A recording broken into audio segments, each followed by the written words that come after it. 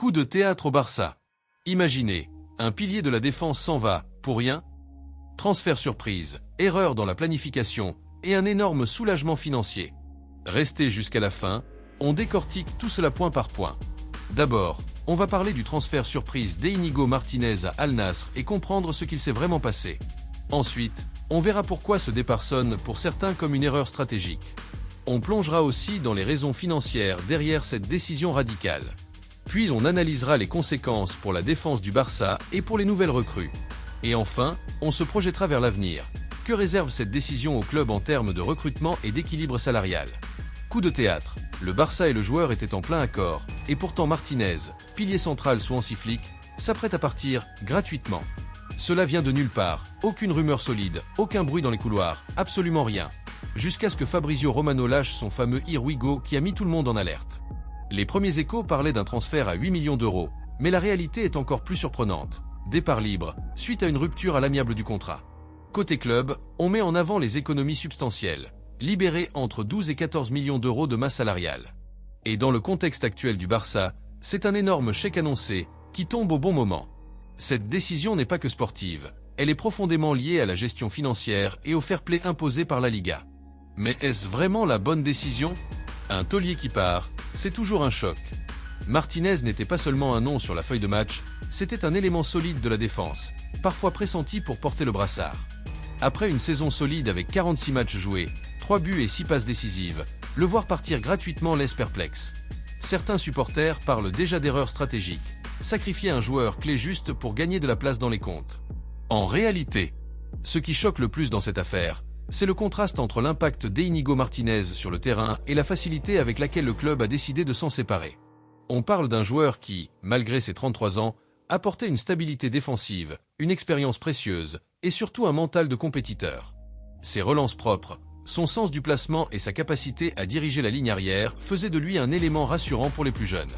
Et c'est là que la question se pose. Est-ce qu'un club comme le Barça, qui se veut compétitif sur tous les fronts Liga, Ligue des Champions, Copa del Rey, peut se permettre de perdre un profil comme celui-ci, même en échange d'une bouffée d'oxygène financière? Historiquement, les départs à 0 € de joueurs clés sont souvent mal digérés par les supporters.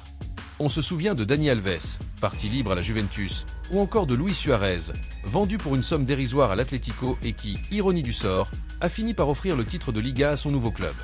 Ces décisions, dictées par la volonté de faire de la place dans la masse salariale, peuvent se retourner contre le Barça si elles affaiblissent l'équipe sur le court terme. La situation économique du club, elle, est connue de tous.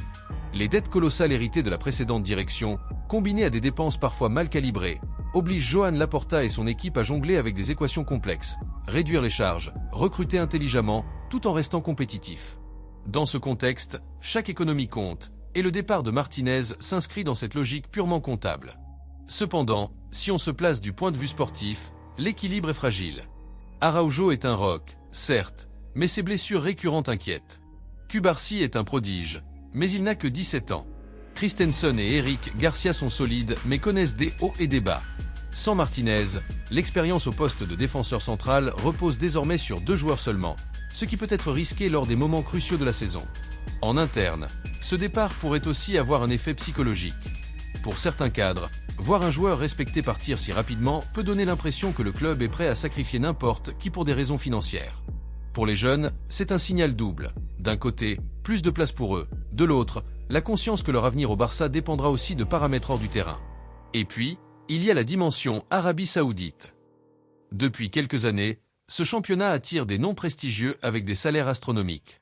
Cristiano Ronaldo, Benzema, Kanté, Mané et maintenant Íñigo Martínez. Pour le Barça, ce départ permet de libérer de la place, mais il ouvre aussi la porte à un nouveau modèle. Celui de joueurs en fin de carrière européenne partant chercher un dernier gros contrat, même si cela affaiblit le club d'origine. Ce qui est certain, c'est que cette opération était préparée en coulisses. La fameuse clause dans le contrat de Martínez n'est pas un hasard. Elle reflète une stratégie de flexibilité contractuelle que le Barça semble vouloir appliquer de plus en plus souvent. En clair, si tu as une bonne offre et que ça nous arrange financièrement, on ne te retiendra pas. Cela peut séduire certains joueurs, mais aussi donner une image de club passage pour d'autres. Maintenant, parlons de l'avenir. Avec cette marge salariale dégagée, Joan Laporta et Deco ont plus de liberté pour manœuvrer sur le marché. L'enregistrement de Marcus Rashford, par exemple, est une aubaine sportive et marketing. Un joueur de ce calibre attire les sponsors, renforce l'attaque et donne plus de profondeur au banc. Johan Garcia, lui, vient renforcer un poste clé, celui de gardien, où la concurrence avec Ter Stegen sera saine. Et Rooney Bardghji, jeune talent scandinave, est une promesse d'avenir. Mais tout cela ne garantit pas que la défense tienne sur la durée. Si Araujo ou Cubarsí venaient à manquer plusieurs semaines, les options deviendraient limitées. Il faudra alors soit repositionner certains joueurs, soit utiliser la Masia pour faire monter des jeunes espoirs. On sait que Xavi, et désormais Flick, n'hésitent pas à donner leur chance aux jeunes, mais en Ligue des Champions, l'expérience compte énormément. Ce choix de se séparer de Martinez est donc un pari. Un pari sur la santé physique des cadres, un pari sur la maturité des jeunes, et un pari sur l'idée que les nouvelles recrues compenseront par leur impact offensif ce qu'on perd en solidité défensive. Et pour les supporters, cette histoire laisse un goût mitigé. D'un côté, l'excitation de voir arriver de grands noms comme Rashford. De l'autre, la crainte que, face à un Real Madrid ou un Manchester City, l'absence d'un défenseur expérimenté coûte cher. Les réseaux sociaux se sont déjà enflammés. Certains saluent une gestion intelligente, d'autres parlent des erreurs monumentales et craignent que le Barça ne répète les mêmes fautes du passé. Dans le vestiaire, les réactions sont plus mesurées. Araujo a exprimé son respect pour Martinez et son rôle de mentor. Cubarsí, lui, sait qu'il aura encore plus de responsabilités. Et pour Christensen, ce départ signifie potentiellement plus de temps de jeu et un rôle plus important dans la hiérarchie. Il reste maintenant à voir comment Flick va gérer cette nouvelle configuration défensive.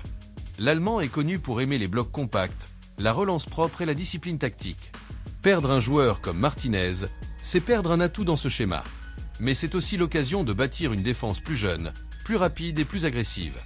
En fin de compte, cette affaire Martinez illustre parfaitement la situation du Barça actuel. Un club pris entre deux feux, obligé de faire des choix difficiles pour équilibrer ses comptes, tout en essayant de rester au sommet sportivement. C'est un jeu d'équilibriste où chaque décision est scrutée, critiquée et comparée aux gloires du passé. Et si ce transfert, aussi surprenant soit-il, marquait le début d'une nouvelle ère de gestion plus réaliste, peut-être que dans quelques mois, si Rashford brille, si Bardghji s'impose, et si la défense reste solide, ce départ sera vu comme un coup de maître. Mais si les blessures s'accumulent et que les résultats déçoivent, on parlera longtemps de cette erreur qui a affaibli la muraille blaugrana. Alors, le Barça a-t-il sacrifié trop vite un soldat fidèle pour sauver ses finances ? Ou a-t-il tout simplement anticipé une transition inévitable, tout en renforçant son futur offensif ? Ce qui est sûr, c'est que les prochains mois apporteront la réponse, sur le terrain, loin des calculs comptables et des clauses contractuelles. Et vous vous situez dans quel camp ? Ceux qui applaudissent la manœuvre financière ou ceux qui regrettent la perte d'un cadre ? Continuez le débat en commentaire, parce que la discussion ne fait que commencer. Projection sur les prochains matchs du Barça. Maintenant, c'est à vous de jouer. Est-ce que vous pensez que le Barça a pris la bonne décision en laissant partir Íñigo Martínez gratuitement ? Était-ce une erreur ou un coup de génie ? Dites-le moi dans les commentaires, je veux lire toutes vos analyses. Si vous avez aimé cette vidéo, lâchez un gros pouce bleu, abonnez-vous et activez la cloche pour ne rien manquer des prochains débriefs et actus brûlantes du Barça. On se retrouve très vite pour analyser les prochains matchs et les coulisses du club. Visca el Barça!